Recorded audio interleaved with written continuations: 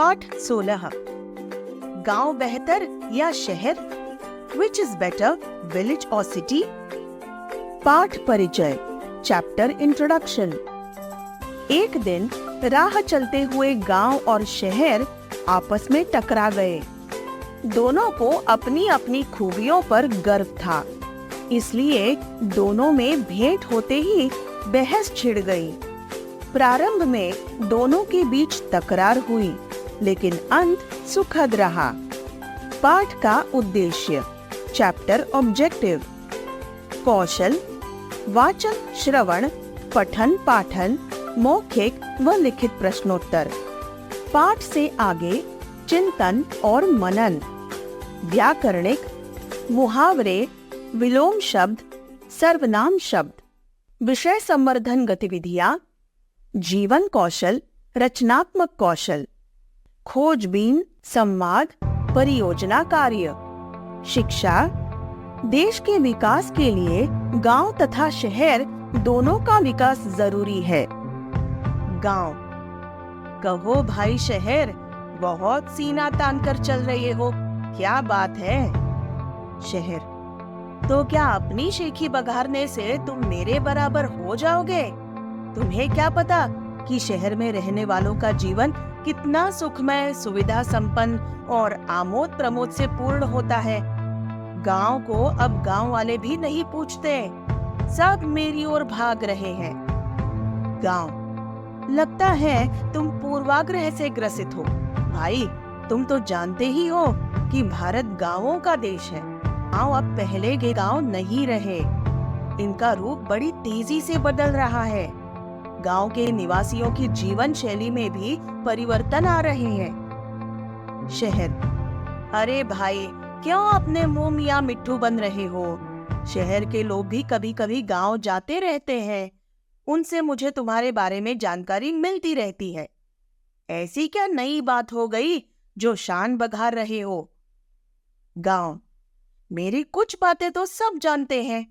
खुली धूप, साफ हवा, आसपास के लहलहाते खेतों और बाग बगीचों की हरियाली अनायास ही सबके मन को आकृष्ट कर लेती है। मानते हो? शहर, मानता हूँ, पर गांव के निवासियों की जीवन शैली के बारे में तुम कौन सी उल्लेखनीय बात बताना चाह रहे थे? तुम्हारे यहाँ शौचालय और स्नान घर की व्यवस्था तो है ही नहीं। प्रकाश की व्यवस्था का भी अभाव है। गांव के एक तालाब में लोग नहाते हैं, वस्त्र धोते हैं, पशुओं को भी उसी में पानी पिलाते और नहलाते हैं। वे आसपास के स्थान को भी गंदा करते हैं। प्रदूषण केवल धुआं या धूल से नहीं होता, बल्कि गंदे स्थान, गंदी वस्तुओं और गंदे जल से भी होता है। तुम्हारे तालाब का तो यह हाल है कि उसमें नहाने से लोगों के शरीर में खुजली पैदा हो जाती है। गांव, कुछ सीमा तक तुम्हारी बात सही हो सकती है, किंतु इसके कुछ विशेष कारण हैं। पहले गांव में आबादी कम थी, तब तालाब का पानी इतना गंदा नहीं होता था। लेकिन अब गांवों की जनसंख्या कई गुना बढ़ गई है, जिसका प्रभाव सफाई पर तो पड़ेगा ही। इसके अलावा परिवार बढ़ने से खेतों का कई बार बंटवारा हुआ, जिससे अब लोगों के पास छोटे छोटे खेत रह गए हैं। लेकिन तुम न समझो कि मुझे तुम्हारी स्थिति का पता नहीं है। जनसंख्या वृद्धि के परिणाम तो तुम्हें भी भुगतने पड़ रहे हैं। मुझे तुम्हारे बारे में भी बहुत कुछ पता है। शहर, क्यों नहीं, तुम्हें मेरे बारे में सब पता होगा। लेकिन मेरे यहाँ लोगों की दशा गांव वालों की तरह नहीं है। गांव, ऐसा कहकर तुम मेरी आंखों में धूल नहीं झोंक सकते। अरे, तुम्हारे तो कई मोहल्ले ऐसे हैं जहाँ कई कई मंजिल ऊंचे और आपस में सटे मकानों की वजह से लोगों को सूर्य के दर्शन भी नहीं हो पाते। रात में बिजली के प्रकाश में जगमगाने वाले घर दिन में सूर्य के प्रकाश के लिए तरसते रहते हैं। शहर, स्वच्छ वायु और सूर्य के प्रकाश की सुलभता पर ही तुम इतना इतरा रहे हो। जरा अपने चारों ओर पड़े हुए कूड़े के ढेर को भी तो देख लो, अपनी गलियों के दर्शन तो कर लो। गांव, कूड़े के ढेर हट रहे हैं और गलियां भी पक्की हो रही हैं। खुली धूप और हवा ये गांव की सबसे बड़ी नियामतें हैं। शरीर और मन को स्वस्थ रखने के लिए सूर्य का प्रकाश, स्वच्छ हवा और पड़ोस में हरा भरा वातावरण कितना आवश्यक है तो तुम भी जानते होगे। ग्राम वासियों को बड़ी सुलभता के साथ पौष्टिक आहार के आवश्यक पदार्थ शुद्ध और सस्ते दामों में प्राप्त हो जाते हैं। उत्तम स्वास्थ्य के लिए पौष्टिक आहार की आवश्यकता से तो तुम सहमत ही होगे। शहर, किन पदार्थों की सुलभता की बात तुम कर रहे हो? गांव, दूध, दही, घी, हरी सब्जी, ताजा फल, खाने का शुद्ध तेल, गुड़, ईख, दाल, अनाज, यही तो पौष्टिक भोजन के आधार हैं। मेरे किसान इनका उत्पादन करते हैं, इसलिए ये वस्तुएं गांव में सरलता से और शुद्ध रूप में मिल जाती हैं। शहर, तो कौन सी बड़ी बात हुई? मेरे यहाँ भी अनाज मंडी, सब्जी मंडी और अन्य वस्तुओं के बाजार हैं, जहाँ से सभी प्रकार की आवश्यक वस्तुएं खरीदी जा सकती हैं। स्कूल, कॉलेज, सिनेमा, अस्पताल आदि के होने से लोगों को शिक्षा, मनोरंजन और स्वास्थ्य रक्षा के साधन भी सहज ही प्राप्त हैं। इनके लिए तुम्हारे लोगों को मेरी शरण लेनी पड़ती है। मेरे कल कारखानों और मिलों में गांव के लोगों को काम मिलता है। गांव, देखो भाई, तुम्हारे बाजार के खाद्यान्नों में मिलावट होती है।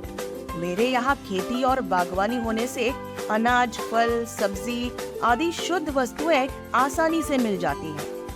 कृषि के साथ गांव के लोग पशुपालन भी करते हैं। पशुपालन से एक विशेष लाभ है कि लोगों को शुद्ध दूध, दही और घी सरलता से प्राप्त हो जाता है। और शिक्षा के लिए गांव शहरों पर निर्भर जरूर है, पर तो उनकी गुणग्राह्यता है। रही तुम्हारे कारखानों और मिलों में कार्य करने की बात, तो मत भूलो कि तुम्हारे कपड़ा मिल, दाल मिल, गन्ना मिल सब मेरे यहाँ से लाए कच्चे माल से चल रहे हैं। शहर, ये तो तुम अपने बारे में वही पुरानी रटी रटाई बातें दोहरा रहे हो। अरे, दूध मिलता है गांव वालों को, शहर में तो खरीदने पर मिल भी जाएगा, गांव में तो खरीदने पर भी नहीं मिलता। हाँ, कच्चे माल वाली बात मैं मानता हूँ। गांव, भैया, फालतू दूध को शहर भेज दिया जाता है, इसके लिए तो तुम्हें धन्यवाद देना चाहिए। देखो भाई, अब गांव का रूप बदलता जा रहा है। स्वतंत्रता प्राप्ति के बाद से गांवों और शहरों को आपस में जोड़ने के लिए पक्की सड़कों का निर्माण हो रहा है। शिक्षा और स्वास्थ्य रक्षा की सुविधाओं के प्रसार के लिए गांव-गांव में स्कूल या अनौपचारिक शिक्षा केंद्र और थोड़ी-थोड़ी दूर पर अस्पताल खोले गए हैं। विद्युतीकरण का कार्य भी तेजी से चल रहा है। जगह-जगह पानी की टंकियां बन रही हैं। खुले में शौच से मुक्ति के लिए शौचालय बनाए जा रहे हैं। शहर, तुमने पशुपालन के लाभों का तो खूब गुणगान किया, लेकिन बेचारे पशुओं के लिए क्या कहीं चरागाह बच पाए हैं? लोगों ने पास पड़ोस के वनों को काटकर और चरागाहों को जोतकर खेतों में बदल दिया है। ऐसा लगता है कि वन संपदा और पास पड़ोस की हरियाली के लाभों को गांव के लोग भूल गए हैं। गांव, भाई, ये बात तो मैंने स्वयं बताई थी कि जनसंख्या वृद्धि से अनेक कठिनाइयां उत्पन्न हो गई हैं। परिवारों का आकार बढ़ता गया, लेकिन खेती की भूमि तो सीमित ही है। अतः लोग परिणामों की चिंता किए बिना वनों को काटते रहे और चरागाहों को भी खेतों में बदलते गए। इसके दुष्परिणाम तो सामने आएंगे ही।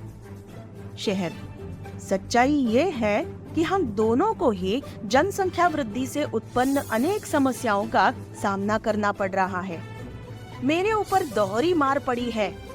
एक ओर तो मेरे क्षेत्र में जनसंख्या बढ़ती जा रही है और दूसरी ओर तुम्हारे यहाँ के बहुत से युवकों ने नौकरी या रोजगार पाने के उद्देश्य से मेरे क्षेत्र में आकर डेरा जमाया है। इस प्रकार निरंतर जनसंख्या बढ़ने से सबको शिक्षा, स्वास्थ्य रक्षा, रोजगार, आवास आदि की सुविधाएं सुलभ कराना कठिन होता जा रहा है। हाँ, एक बात अवश्य है कि जनसंख्या वृद्धि के परिणामों के बारे में लोग सचेत होने लगे हैं। हरियाली लाने के बारे में लोगों में चेतना आई है। गांव और शहर दोनों क्षेत्रों में सामाजिक, वानिकी और वृक्षारोपण का कार्यक्रम चलाकर हरियाली बढ़ाने के प्रयास किए जा रहे हैं। ये एक शुभ लक्षण है। गांव, ये बात तो ठीक है, लेकिन मुझे तुम्हारे बढ़ते आकार से खतरा है। बढ़ी हुई जनसंख्या को आवास की सुविधाएं सुलभ कराने के लिए नई नई आवासीय बस्तियों का विकास किया जा रहा है। इसके लिए पास पड़ोस के गांवों की खेती की भूमि का अधिग्रहण किया जा रहा है। फलतः कृषि की भूमि में कमी होती जा रही है। यदि कृषि की भूमि कम होती गई तो अन्न और सब्जी के उत्पादन पर बुरा असर पड़ेगा। शहर, परिवार चाहे शहर में रहे या गांव में, लोगों को समझदारी से काम करना होगा। यदि परिवार का आकार छोटा होगा तो सभी सदस्यों को भोजन, आवास, शिक्षा, स्वास्थ्य, मनोरंजन आदि की उचित सुविधाएं प्राप्त कराना सरल होगा। मेरे बढ़ते आकार के बारे में तुम्हारी बात अवश्य सही है। बढ़ती आबादी के अतिरिक्त कुछ और कारण भी मेरा आकार बढ़ाने में सहायक है। कारखानों की स्थापना, नए कार्यालय, स्कूल, कॉलेज, अस्पताल आदि खोलने के लिए भी अतिरिक्त भूमि की आवश्यकता होती है। परंतु मेरे क्षेत्र में बने सामान का लाभ गांव और शहर दोनों जगहों के लोग उठाते हैं। गांव, हाँ, सच तो ये है कि लोगों को जीवन की आवश्यक वस्तुओं को सुलभ कराने में हम दोनों का योगदान रहता है। मैं अनाज, फल, दूध, घी, लकड़ी आदि देता हूँ, तो तुम हर दिन काम में आने वाली वस्तुओं की पूर्ति करते हो। इस प्रकार हम दोनों एक दूसरे के सहयोगी हैं, पूरक हैं। हमारे निरंतर विकास से अलग अलग गांवों और शहरों का ही नहीं, बल्कि संपूर्ण भारत का स्वरूप बदलता जा रहा है। शहर, कुछ भी हो, गांव के लोग अब भी पिछड़े हुए हैं। न उनके पास विचार है और न ही उन्नति की नई योजनाएं। गांव, अरे भाई, देश को एक से बढ़कर एक कवि, लेखक, कलाकार, सामाजिक नेता, देशभक्त, समाज सेवक गांव ने ही दिए हैं। गांव के लोक नर्तक और लोक गायक भारत की संस्कृति का पताका विदेशों में फहरा रहे हैं, और तुम हो कि गांव को पिछड़ा हुआ कहते हो। तुम्हारे ये गगनचुंबी भवन उन्हीं के अनपढ़ हाथों से बनाए गए हैं। खदानों से खनिज संपदा उन्होंने ही निकाली है। तुम्हारे कई कारखाने उन्हीं के बलबूते चल रहे हैं। तुम्हारी सड़कों पर बसें भी वे ही चला रहे हैं। पुलिस और सेना उन्हीं के बल पर देश की आंतरिक और बाह्य सुरक्षा की बागडोर संभाले हुए हैं। ना भाई ना, इतने कृतज्ञ न बनो। वैसे दशा गांवों की भी सुधर रही है। इससे हम दोनों के बीच का अंतर घटता जा रहा है। शहर, सच्चाई तो ये है कि बहुत समय पहले मैं भी एक छोटा सा गांव था, और धीरे धीरे बढ़ने से आज मेरा ये रूप बन गया है। हम दोनों की प्रगति से ही राष्ट्रीय विकास का मार्ग प्रशस्त होगा।